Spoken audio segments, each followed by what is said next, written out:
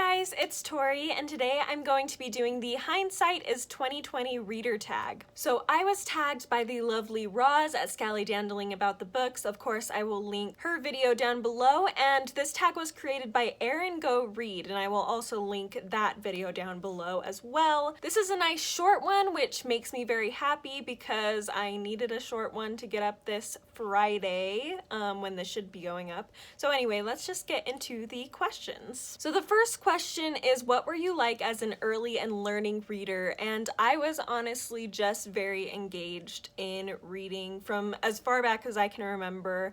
I've always enjoyed to read. I'm one of those people. Grew up loving to read. I definitely have had my reading taste change over time, which I'll talk a little bit about in another question.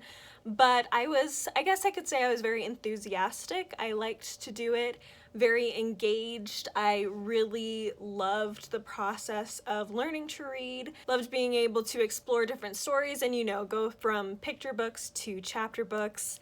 And I just really engaged myself in that process. And those feelings of just loving to read and wanting to read more and more and wanting to challenge myself as a reader have continued to this day. The second question is, what book or book series really got you excited for reading as a kid? Now, of course, my parents read a lot of picture books to me growing up, although I can't really remember any specific ones. There's one that I remember pretty distinctly, but I cannot remember what it was called. So I want to say it's like Mommy, I Love You, but I can't remember. I'll put a picture here if I can find it.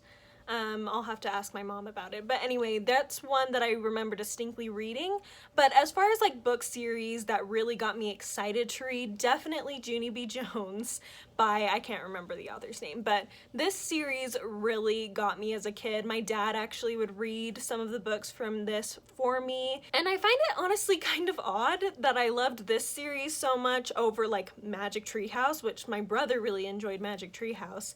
And especially because most of my reading life has been spent loving fantasy, it's kind of strange that the first series that really got me into reading was a contemporary children's sort of story instead of, the magic ones. Granted, my father did start reading more magical fantasy-like series to me. We read A Series of Unfortunate Events, which is a little more supernatural, I'd say, than magical, if that makes sense. But anyway, he also started reading Chronicles of Narnia to me. We made our way through Harry Potter, and actually The Hobbit as well. However, I did not really enjoy The Hobbit when we read that one, but the rest of them I really liked. So those are a few of my early series that I remember vividly reading as a child or having read to me as a child and really enjoying them. Question 3 is, has there been a person in your life, real or fictional, who has inspired you to be a reader? And definitely, like I said, my dad always read to me growing up. He loves to read. Unfortunately, he is a doctor. I mean, not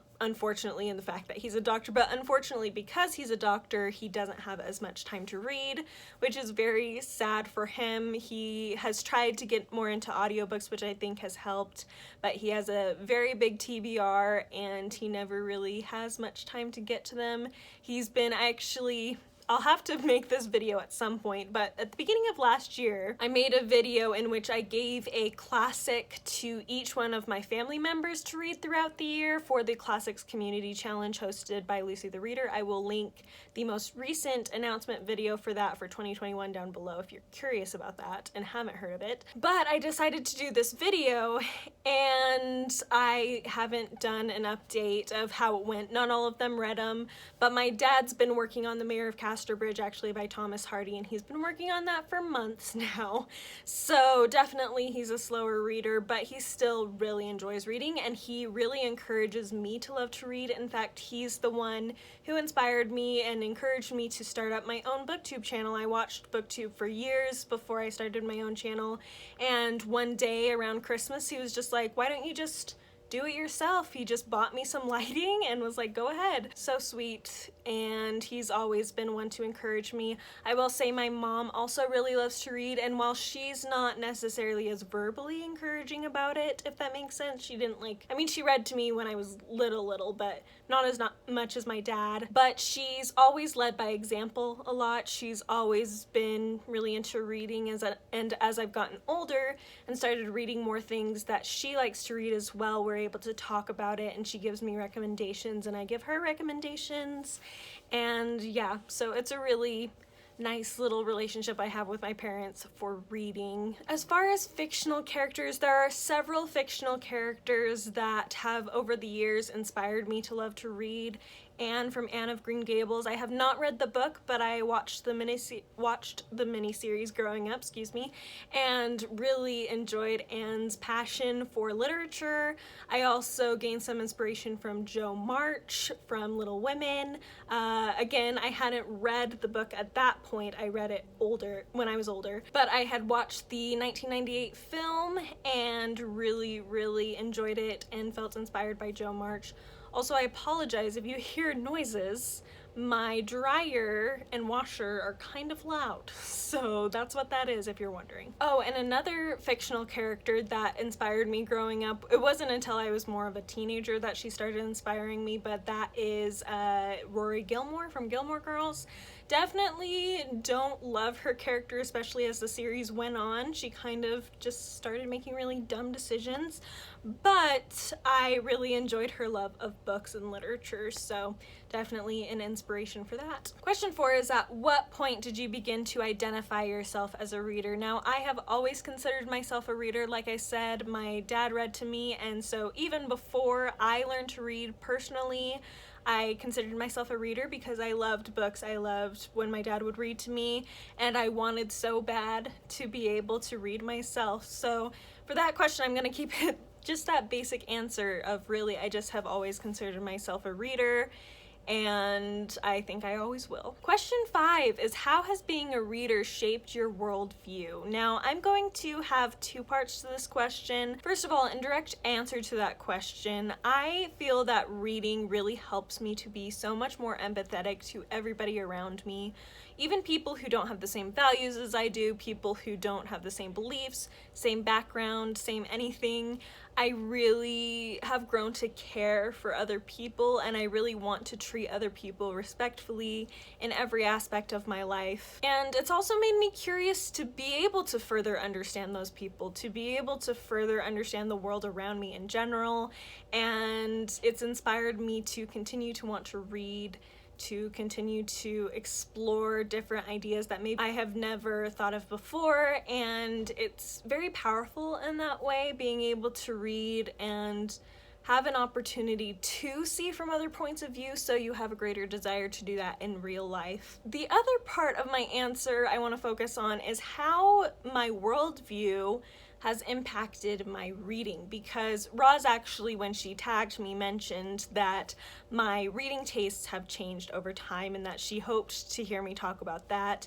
And so I'm going to use this question as an opportunity for that, because back in high school I read a lot of YA fantasy. In fact, if you look at my shelves of books I've kept from that time in my life, most of them are YA fantasy.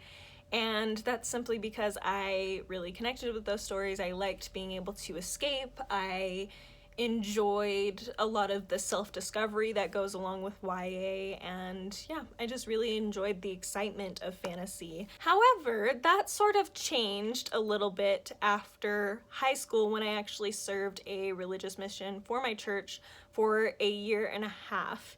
And that may sound crazy to some of you, but yes, I did it, and it was a really, really good experience. I got to meet people from all sorts of different backgrounds. I got to gain a better understanding of my own beliefs and values. I mean, constantly when you're doing stuff like that, you are constantly having your beliefs challenged, and so that makes you think a lot more about them, and really, at least for me, it made me want to understand other people better, so I would never offend them, because there were a lot of people offending me with their lack of understanding of my beliefs and where me and my friends that I was serving with were coming from. And so I became a lot more aware of other people, and I also became a lot more solid in my own values and beliefs, and in determining what mattered to me in life and what I wanted to do with my future because of those values and beliefs and that new worldview. And so when I came back, I kind of lost, because of that solidifying of values and growth of ideas that I experienced, I really began to realize that I wanted to read things that supported that. And a lot of the YA fantasy I read really didn't. And so I began seeking things that would. And actually, I felt really strongly on my mission, call it intuition, call it inspiration, call it the spirit of God, whatever you want to call it. But I felt really strongly that when I came back, I actually had a list of classics I wanted to read. And I had always really wanted to read classics, but they just were hard for me. I had taken some classes in high school that inspired me to enjoy classics more, but it was still a journey for me. And when I came back, I ended up picking up a few classics, including Little Women actually, and began to fall in love with that literature and with the values that were explored in a lot of classics. Obviously, there are some things that are explored in classics that maybe don't apply nowadays, or maybe were problematic for the time. Of course, it's not going to be perfect things, but a lot of what was explored were things that really connected with me and what I wanted to do better. I also found a similar thing with historical fiction and more literary fiction. I began to recognize the value of learning from those types of stories, and it was kind of more like brain protein, like that one self-aware reader tag discusses. Those are great terms. I'm so glad that we're starting to get that more into booktube, because brain candy, brain protein, very good descriptors. Anyway, I began to really appreciate that brain protein, and even with fantasy, I still enjoy fantasy and still enjoy that exploration of a new world, but I'm a lot more inclined to enjoy adult fantasy because of the values and the themes that are explored in that kind of in adult fantasy more than in YA fantasy. So basically, coming back to my point, my worldview, as it's changed because of my reading and my experiences, it has also impacted what books I read. And so it kind of is a relationship that goes both ways. And yeah, so there you go, Roz. There's my exploration of how my reading tastes have changed over the past several years. And question 6 is tag someone whose reading history you'd like to know more about. Now, I did not think of this beforehand, so I'm going to go off the cuff. I don't know if some of these people have already been tagged or if they have already even done it, but I'm going to name off a few people who I would like to hear more about their reading history if they haven't done this yet. I know some of these people probably have a lot of tags they have to do, so I completely understand if they don't do it, or they at least don't do it anytime soon, so no worries. But here's one if you're interested in doing it. I'm going to name a few of you. So Emily from Novelle Novels, for sure. I would love to hear more about her reading past. Jackie from Jackie Reads and Writes. I don't know if she really does tags, but if she's watching this, if you're watching this, Jackie, and you're willing to do it, I feel like I haven't heard very much about your reading history, so I'd be curious. Connor from Connor Stompanato. Again, I don't know how much he does tags. I can't really remember how many tags he usually does, but I'd be interested to hear about your background in reading. And then if she's watching, I think I'm going to do Victoria from A Musical Bookworm. I think her first name's Victoria. Sorry if it's not, but A Musical Bookworm I know is her channel name. I would love to hear your background in reading if you are willing to do it. So anyway, those are the 4 people I'm going to tag. Their channels will be linked below, so if you want to check them out, feel free to do that, and I will talk to you guys next time. Bye!